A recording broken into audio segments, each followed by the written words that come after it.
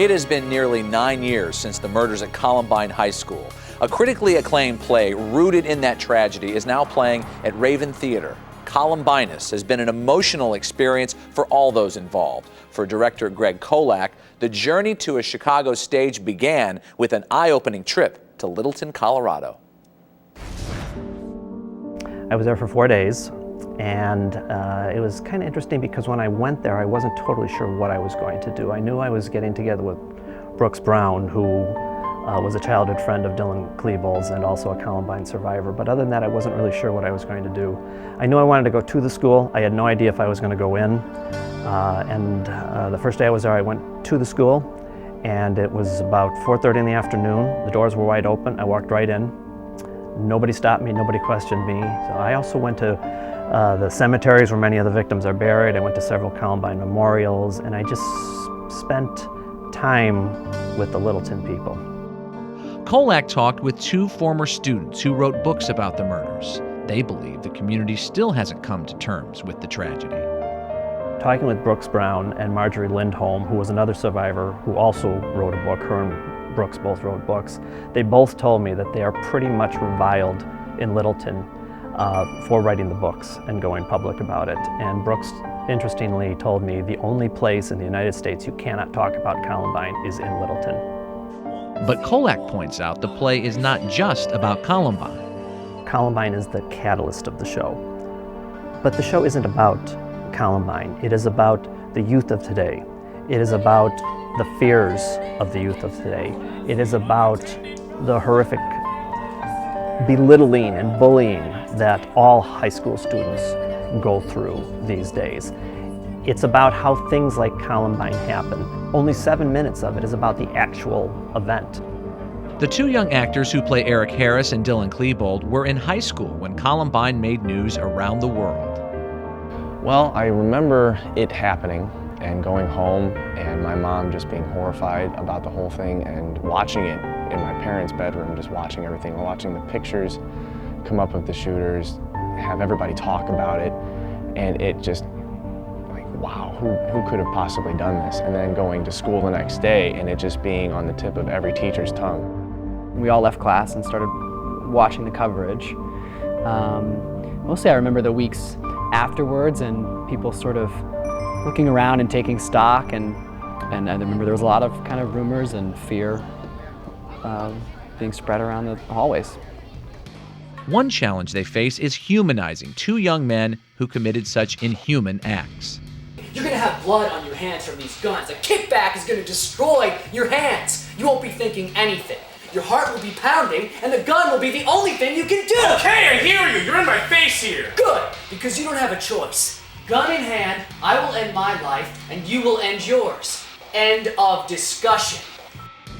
But Columbinus depicts moments when they might have been stopped, perhaps even saved. The play does a really good job of capturing those little turning point moments that it could have gone a different way. You know, he could have ended up at the prom. His boss at the pizza store could have turned him in for playing with pipe bombs, and all of these, all of these things. If he'd had a slightly more responsive guidance counselor, and it's really nobody's fault in particular, but you see these little moments and you always wonder, could anything have been done? That's the real shame of it. It's that they were so close. They were, 3 weeks to graduating.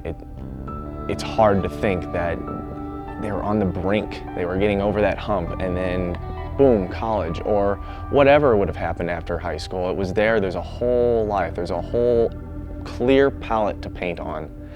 And the fact that they didn't see that is a real tragedy. The first step is really that kids become suicidal and from a hopelessness. And then a select few, but I guess an increasing number, feel that that's not enough of a statement. Halfway through the run of Columbinus, that sense of hopelessness came to NIU when a gunman killed 5 students, then himself. I always knew it was a very relevant show. I had no idea that the show was going to be headlines in the middle of the run. I mean, who expected that? Who expected it to happen an hour from where we live?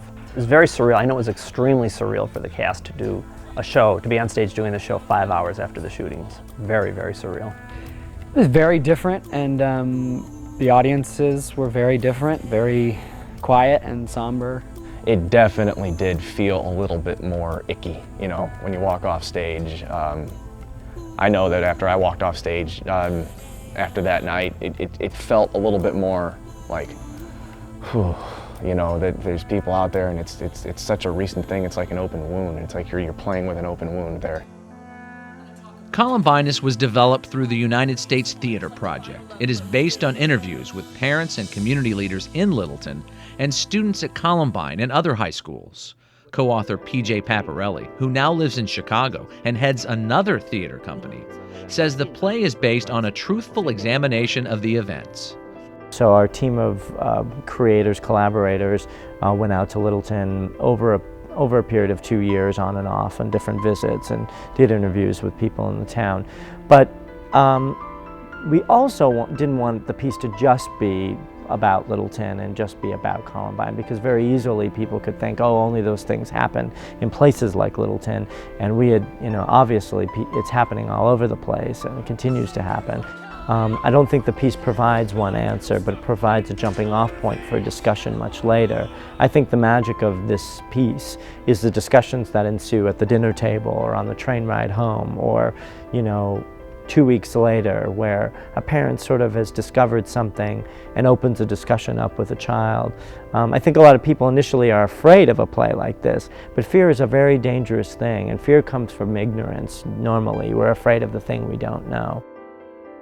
I think it's incredibly important for people to see this play. I know that we all do in the cast, because it is a theatrical discussion, and people that have seen the show have really remarked to me that so many questions were raised, so many potential possibilities for an answer to the question why are presented, but the play is as complicated as the event itself, and you'll walk away with new ideas on the subject, or maybe you know, a rethinking of ideas you already had on the subject, but you won't leave the same. It doesn't glorify what happened. It doesn't take sides. It simply tells the story, and it tells a very accurate story of adolescent life, what goes on in high school, and the certain things that can be completely missed by the people that have strong influence on young minds like that. I think it opens eyes. Society needs to change.